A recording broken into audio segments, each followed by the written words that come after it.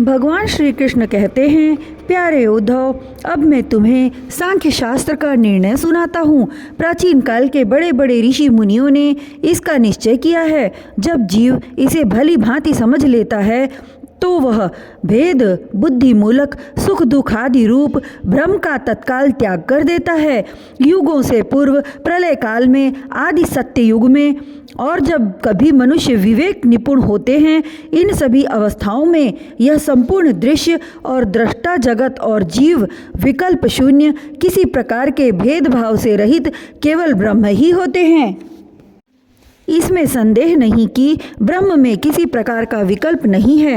वह केवल अद्वितीय सत्य है। मन और वाणी की उसमें गति नहीं है।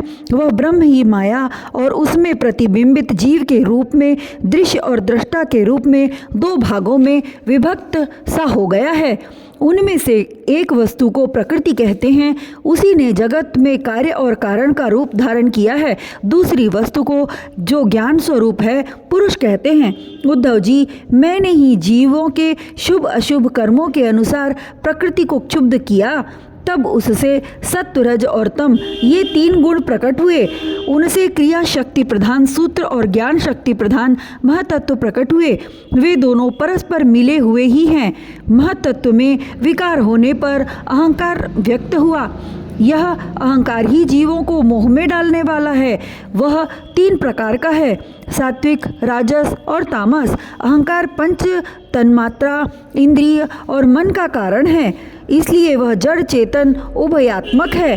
तामस अहंकार से पंच तन्मात्राएं और उनसे पांच भूतों की उत्पत्ति हुई, तथा राजस अहंकार से इंद्रियां और सात्विक अहंकार से इंद्रियों के अधिष्ठाता 11 देवता प्रकट हुए। ये सभी पदार्थ मेरी प्रेरणा से एकत्र होकर परस्पर मिल गए और इन्होंने यह ब्रह्मांड रूप अंड उत्पन्न किया। यह अंड मेरा उत्तम निवास स्थान है। जब वह अंड जल में स्थित हो गया, तब मैं नारायण रूप से इसमें विराजमान हो गया। मेरी नाभि से विश्व कमल की उत्पत्ति हुई। उसी पर ब्रह्मा का आविर्भाव हुआ। विश्व समष्टि के अंतःकरण ब्रह्मा ने पहले बहुत बड़ी तपस्या की। उसके बाद मेरा कृपा प्रसाद प्राप्त करके रजोगुण के द्वारा भुवः स्वः अर्थात पृथ्वी, अंतरिक्ष और स्वर्ग, इन तीनों लोकों की और इनके लोकपालों की रचना की। देवताओं के निवास के लिए स्वर्ग लोक, भूत प्रेत आदि के लिए भूवर लोक, अंतरिक्ष और मनुष्य आदि के लिए भूर लोक, पृथ्वी लोक का निश्चय किया गया। इन तीनों लोकों के ऊपर महरलोक, तपलोक आदि सिद्धों के निवास स्थान हुए। सृष्टि कार्य में समर्थ ब्रह्मा जी ने असुर और नागों के लिए पृथ्वी के नीचे अतल बितल सुतल आदि 7 पाताल बनाए। इन्हीं तीनों लोकों में त्रिगुणात्मक कर्मों के अनुसार विविध गतियां प्राप्त होती हैं। योग, तपस्या और संन्यास के द्वारा महलोक, जनलोक, तपलोक और सत्यलोक रूप उत्तम गति प्राप्त होती है तथा भक्ति योग से मेरा परम धाम मिलता है। यह सारा जगत कर्म और उनके संस्कारों से युक्त है। मैं ही काल रूप से कर्मों के अनुसार उनके फल का विधान करता हूँ।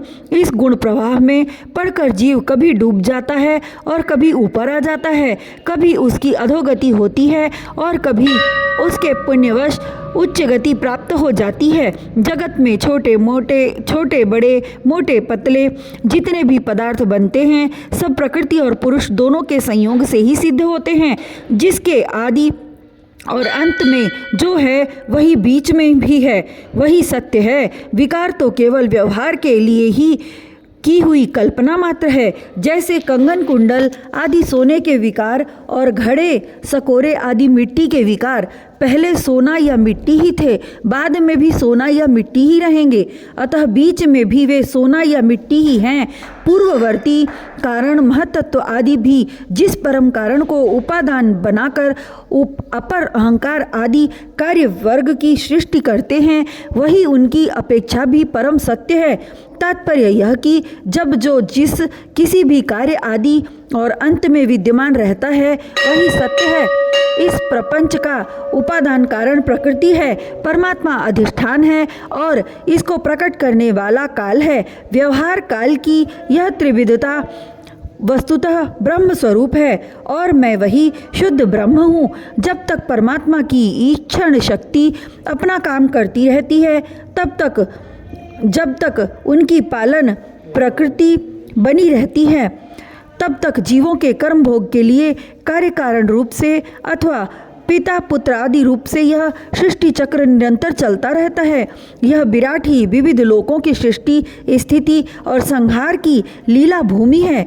जब मैं काल रूप से इसमें व्याप्त होता हूँ, प्रलय का संकल्प करता हूँ, तब यह भुवनों के साथ विनाश रूप विभाग के योग्य हो जाता है।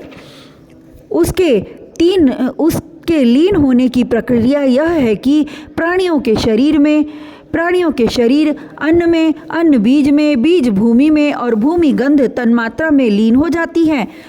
गंध जल में, जल अपने गुण रस में, रस तेज में और तेज रूप में लीन हो जाता है। रूप वायु में, वायु स्पर्श में, स्पर्श आकाश में तथा आकाश शब्द तन्मात्रा में लीन हो जाता है। इंद्रियां अपने कारण देवताओं में और अंततः राजस अहंकार में समा जाती हैं। हे सौम्य, राजस अहंकार अपने नियंता सात्विक अहंकार रूप मन में, शब्द तन्मात्रा पंचभूतों के कारण तामस अहंकार में और सारे जगत को मोहित करने में समर्थ त्रिविध अहंकार महतत्व में लीन हो जाता है। ज्ञान शक्ति और क्रिया शक्ति प्रधान महतत्व अपने कारण गुणों में लीन हो जाता है। गुण अव्यक्त प्रकृति में और प्रकृति अपने प्रेरक अविनाशी काल में लीन हो जाती है। काल माया में, जीव में और जीव मुझ अजन्मा आत्मा में लीन हो जाता है। आत्मा किसी में लीन नहीं होता, वह उपाधि रहित अपने स्वरूप में ही स्थित रहता है। वह जगत की सृष्टि और लय का अधिष्ठान एवं अवधि है। उद्धव जी, जो इस प्रकार विवेक दृष्टि से देखता है, उसके चित्त में यह प्रपंच का भ्रम हो ही नहीं सकता। यदि कदाचित उसकी स्फूर्ति हो भी जाए तो वह अधिक काल तक हृदय में ठहर कैसे सकता है? क्या सूर्योदय होने पर भी आकाश में अंधकार ठहर सकता है? उद्धव जी, मैं कार्य और कारण दोनों का ही साक्षी हूँ।